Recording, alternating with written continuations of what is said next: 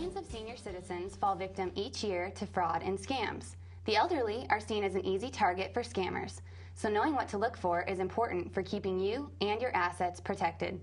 Here to talk with us about some current scams, how to spot a scam, and signs of fraud is Karen Szulczewski, Communications Director of the Better Business Bureau of Northwest Florida. Hi Karen, thanks for being here with us today. Thank you for having me. So give us an idea of some common scams that target senior citizens.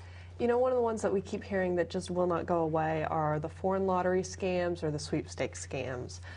We've been getting a lot of calls recently about winning a lottery. Maybe they say they've won the Canadian or the Spanish or the Nigerian lottery. And of course, the first question we ask is, well, have you been to Nigeria? Have you been to Canada? Have you been to Spain? Because typically with the lottery, you have to pay to enter. And so if you haven't been to those countries, you probably didn't enter that lottery to begin with.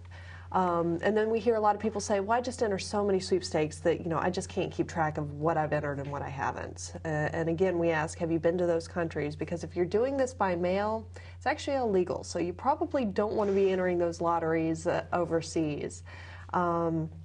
One of the big hallmarks that we see, though, is that they claim that you have to pay taxes or admin fees or something to get the money into the country before you can ever get your winnings. And so what they may do is send you a check, and they look real. I've got tons of them in my drawer that look very realistic.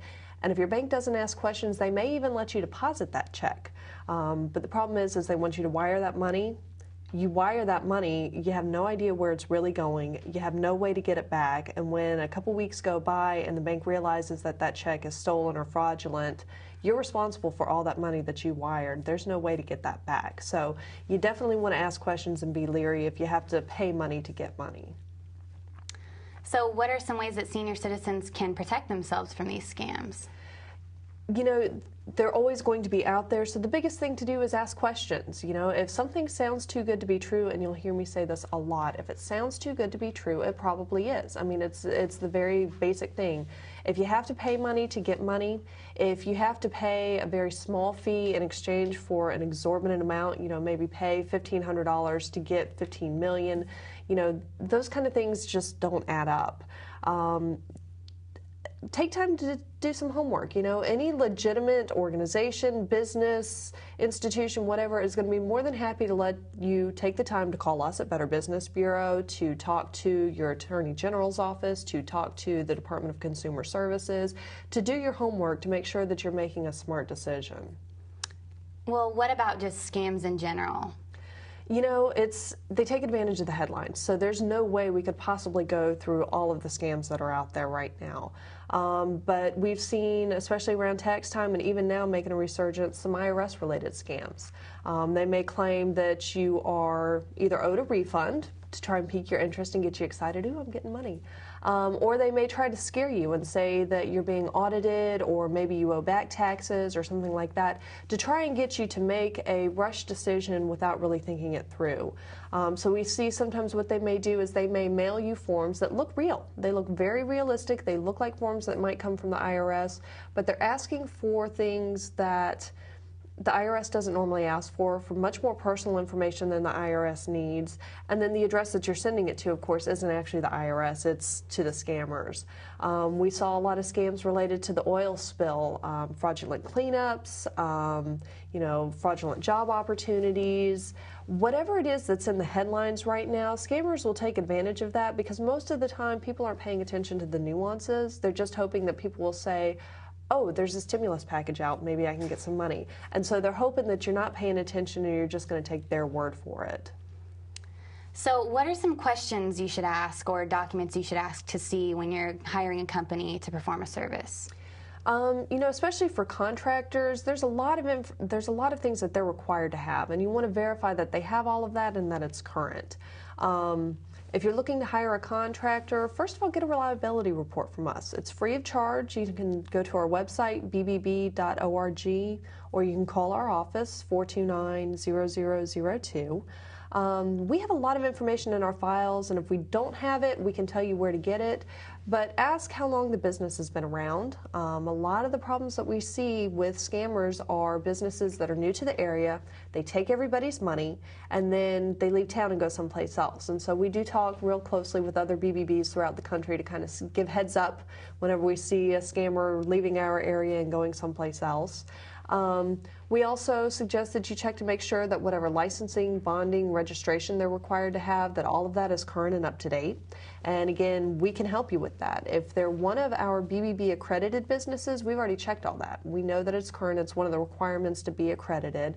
It's not just a matter where somebody hands us a check and they become a member. There's actually an accreditation process, so we can check all of that for you. If they're not BBB accredited, we can tell you by their industry what it is that they're required to have and how you can verify that. Do you need to go to the state of Florida? Do you need to check with the Department of Business and Professional Regulation? Do they have a county tax license? And so, you know, we can tell you how to discover all of those things. And the biggest thing is, you know, make sure that you are asking questions and you're comfortable with the answers that they give you. Again, a legitimate business is going to be more than happy to let you take time to do your homework and then come back and make a decision. If they're pressuring you to make a rush decision, it's probably a good sign to walk away. So how should someone go about reporting an incident of fraud or scam? You know, it's going to depend on what the fraud or scam is, but they can always start with our office. You know, we do take complaints, we do take tips. If you have a complaint, we do ask that it be submitted in writing. What we're going to do is take that complaint, give it to the business, and give them an opportunity to respond. There's a lot of sites out there that will allow you to post a complaint, but it kind of stops there. So it feels good, you vent, you get it out of your system, but it doesn't resolve the problem. We actually work with the business and consumer to try and come up with a resolution to the issue.